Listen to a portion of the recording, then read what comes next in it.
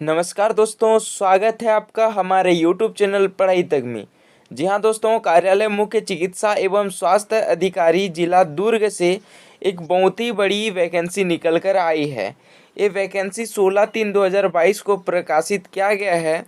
इसमें बताया गया है कि संयुक्त संचालक राष्ट्रीय स्वास्थ्य मिशन छत्तीसगढ़ के पत्र क्रमांक NHMHR 2022 NS 1637-3703 नवा रायपुर अटल नगर दिनांक 24/2/2022 के माध्यम से प्राप्त निर्देश अनुसार राष्ट्रीय स्वास्थ्य मिशन दुर्ग के शहरी क्षेत्र में चिन्हांकित 27 urban health and wellness centre UHWC में 15वें वित्त आयोग सत्र 2021-22 हेतु हेल्थ ग्रांट के अधीन 27 urban health and wellness centre UHWC में निम्नानुसार स्वीकृत संविदा पदों पर पद पूर्ति किए जाने हेतु निम्न भर्ती प्रक्रिया के संपन्न किए जाने हेतु नीचे दर्शाए गए पद, तिथि एवं समय अनुसार इच्छुक पात्र उम्मीदवारों से निर्धारित प्रपत्र में आवेदन आमंत्रित किए जाते हैं। विज्ञापित पदों के सम्मुख दर्शाई गई तिथि व समय के पश्चात प्राप्त होने वाले आवेदन पत्रों को स्वीकार नहीं किया जा सकता। ठीक है दोस्तों, यहाँ पर आपको जो पद दिया है, यहाँ पर 4 पदों के लिए आया है। पहले नंबर में है स्टाफ नर्स, दूसरे नंबर में आता है MPW और तीसरे नंबर में आता है जूनियर सेक्रेटरियल और चौथे नंबर में आता है क्लास 4। ठीक है, और इसकी अगर स्थान देखते हैं तो Azad hostel Mahavir covid centre Malviya Chowk Durg में। ठीक है, आवेदन लेने का जो समय है वो 10 बजे आप आवेदन कर सकते हैं। ठीक है, और आवेदन जमा करने का जो दिनांक है 23/3/2022। ठीक, ये स्टाफ नर्स के लिए है और MPW के लिए है 24/3/2022 तक और जूनियर सेक्रेटरियल के है 25/3/2022 तक और क्लास 4 के लिए है 26/3/2022 तक। ठीक है, दावा आपत्ति दिनांक यहाँ पर आप देख सकते हैं। ठीक है, जो स्टाफ नर्स के लिए है वो 27/3/2022 के लिए है और MPW के लिए है आपका 27/3/2022 के लिए है और जूनियर सेक्रेटरियल के लिए है 28/3/2022 और क्लास 4 के लिए है 30/3/2022। ठीक है, ये दावा आपत्ति करने का दिनांक है। और यहाँ पर दिया है दावा आपत्ति निराकरण व कौशल परीक्षा हेतु जो सूची है वो स्टाफ नर्स के लिए 30 तारीख को और MPW के लिए 31 तारीख को और जूनियर सेक्रेटरियल के लिए है 1 अप्रैल 2022 को। ठीक है, और क्लास 4 के लिए है 1 अप्रैल 2022 को। कौशल परीक्षा दिनांक है जो स्टाफ नर्स है उसका 4/4/2022 को है और MPW के लिए है 5/4/2022 को और जूनियर सेक्रेटरियल के लिए 6/4/2022 को और क्लास 4 के लिए अभी लागू नहीं किया गया है। ठीक है, यहाँ पर आप देख सकते हैं। अगर हम पद का नाम देखते हैं तो सबसे पहले में आता है स्टाफ नर्स। ठीक है, पहले नंबर में आता है स्टाफ नर्स। इसमें जो कुल पदों की संख्या है वो 27 है। ठीक है, अनारक्षित के लिए 18 है। ठीक है, जो कुल पद है इसमें 27 है। इसमें जो अनारक्षित है उसमें 18 पद है, एक दिव्यांग है। ठीक है, और अन्य पिछड़ा वर्ग के लिए यहाँ पर 4 पद है और अनुसूचित जाति के लिए है 3 पद और अनुसूचित जनजाति के लिए है यहाँ पर 2 पद। ठीक है, और इसका जो स्टाफ नर्स है उसका एक मुश्त मासिक मानदेय रुपये देखते हैं तो इसका सैलरी होने वाला है 16,500 रुपया। ठीक है, और इसकी हम शैक्षणिक अर्हता देखते हैं तो इसमें BSc नर्सिंग या फिर पोस्ट बेसिक BSc नर्सिंग होना चाहिए। ठीक है, और दूसरे नंबर में आपका जनरल नर्सिंग एंड मेडवाई GNM होना चाहिए। ठीक है, with CG nursing council registration होना चाहिए। ठीक है, अगर हम देखते हैं दूसरे नंबर में MPW। ठीक है, तो इसमें जो कुल पद है 27 है और इसमें भी अनारक्षित पद है 18 और अन्य पिछड़ा वर्ग के लिए 4 पद और अनुसूचित जाति के लिए 3 वर्ग और अनुसूचित जनजाति के लिए 2 पद।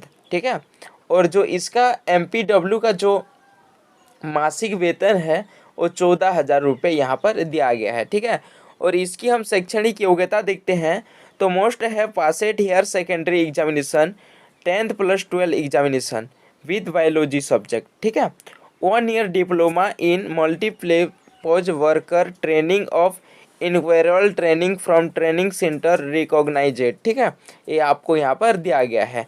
ठीक है, और तीसरे नंबर में यहाँ पर आप देख सकते हैं जूनियर सेक्रेटरी असिस्टेंट।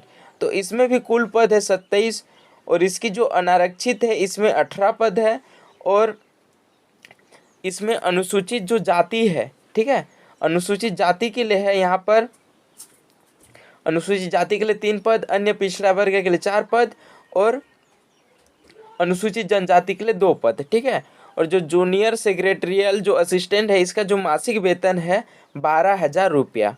ठीक है, अगर हम इसकी जो एजुकेशन क्वालिफिकेशन देखते हैं तो यहाँ पर 12th pass with at first year computer diploma.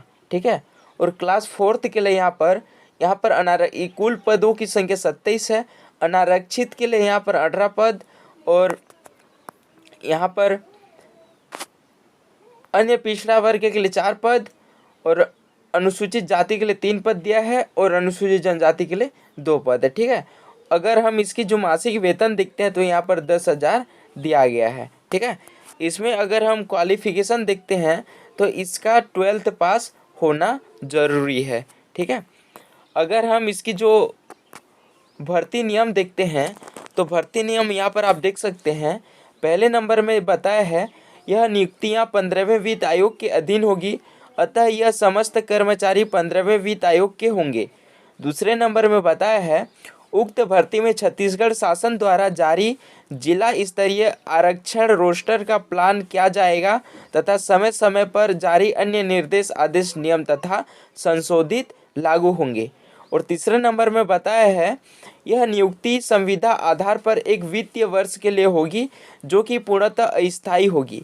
नियुक्त कर्मचारी का प्रतिवर्ष कार्य का मूल्यांकन किया जाएगा।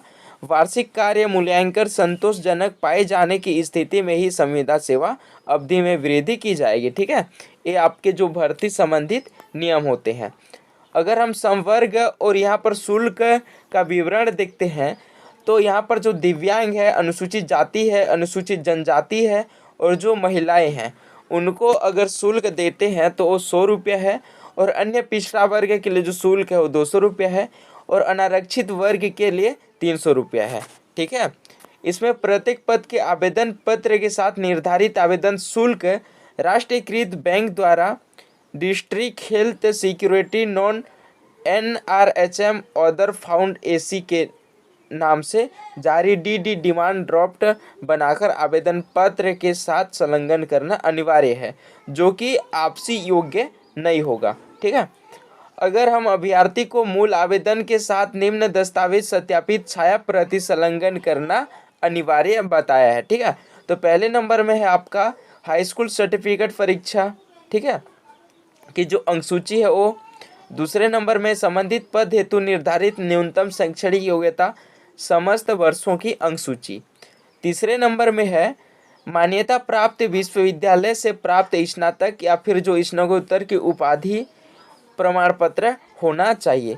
चौथे नंबर में है संबंधित काउंसलिंग का जीवित पंजीयन प्रमाण पत्र जिन पदों के लिए लागू हो। ठीक है, और सक्षम अधिकारी द्वारा जारी अवैध जाति प्रमाण पत्र तथा निवास प्रमाण पत्र अनिवार्य बताया गया है। ठीक है, और यहाँ पर अगर कोई विकलांग है तो विकलांगता के जो प्रमाण पत्र है यदि लागू हो तो। ठीक है, और 7वें नंबर में है कार्य अनुभव प्रमाण पत्र, कोविड कार्य अनुभव प्रमाण पत्र भी लागू किया गया है।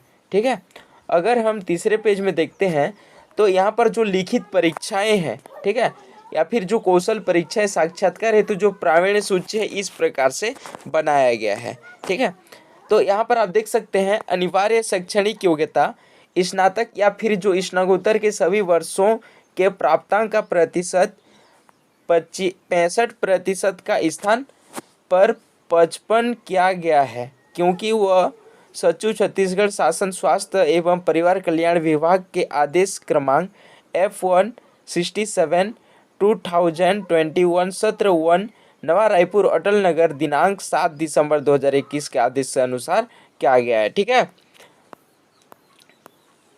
यहाँ पर आप देख सकते हैं इसकी चयन प्रक्रिया। ठीक है, तो इसमें जो स्टाफ नर्स है इसमें जो शैक्षणिक योग्यता है वो 55% होना चाहिए। कोरोना वैश्विक महामारी में कार्य करने का बोनस अंक 10 अंक है, ठीक है। और जो कौशल परीक्षा अंक है वो 20 अंक है, और अनुभव का अंक है 10 या से 15 अंक, ठीक है। इस प्रकार आपको कुल अंक कितना हो गया, 100 हो गया, ठीक है। दूसरे नंबर में आता है जूनियर सेक्रेटरियल असिस्टेंट, ठीक है। इसमें जो शैक्षणिक योग्यता है वो 55% होना चाहिए। इसमें कोरोना वैश्विक महामारी में कार्य करने का जो बोनस अंक है वो 10 अंक दिया गया है, और कौशल परीक्षा अंक है वो 20 अंक का है, और अनुभव का अंक 10 से 15 अंक का है, ठीक है। इसी प्रकार इसका भी कुल अंक 100 नंबर का हो गया, ठीक है। अगर हम क्लास 4th की देखते हैं तो इसका जो शैक्षणिक योग्यता है वो 75% होना चाहिए, और इसमें जो कोरोना वैश्विक महामारी में कार्य करने का जो बोनस अंक है वो 10 अंक का है। उसमें जो कौशल परीक्षा जो अंक है लागू नहीं किया गया है, ठीक है। और जो अनुभव का जो अंक है इसमें भी 10 से 15 नंबर दिया गया है, ठीक है। इसी प्रकार इसका भी कुल अंक 100 नंबर का हो जाता है। और चौथे नंबर में आता है MPW, ठीक है। MPW इसमें जो शैक्षणिक योग्यता है 55% है। इसमें जो बोनस अंक है, ठीक है, कोरोना के समय का वो 10 अंक दिया गया है, और जो कौशल परीक्षा जो अंक है वो 20 अंक है, और इसमें जो अनुभव का अंक है इसमें भी 10 से 15 अंक आपको दिया गया है, ठीक है। इसी प्रकार कुल अंक की बात करते हैं तो इसमें भी 100 अंक दिया गया है, ठीक है।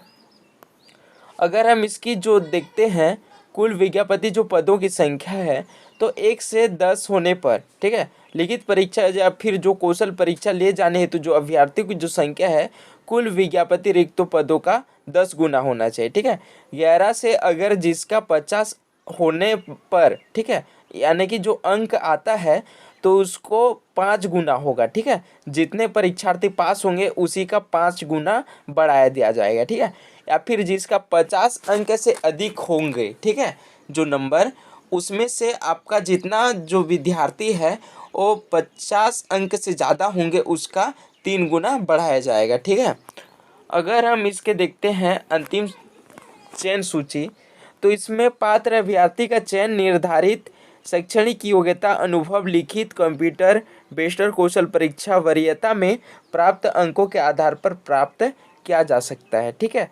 तो ये आपका यहाँ पर देख सकते हैं, ठीक है, यहाँ पर आप देख सकते हैं, ठीक है। यहाँ पर आप मुख्य चिकित्सा एवं स्वास्थ्य अधिकारी जिला दुर्ग का सिग्नेचर देख सकते हैं, ठीक है।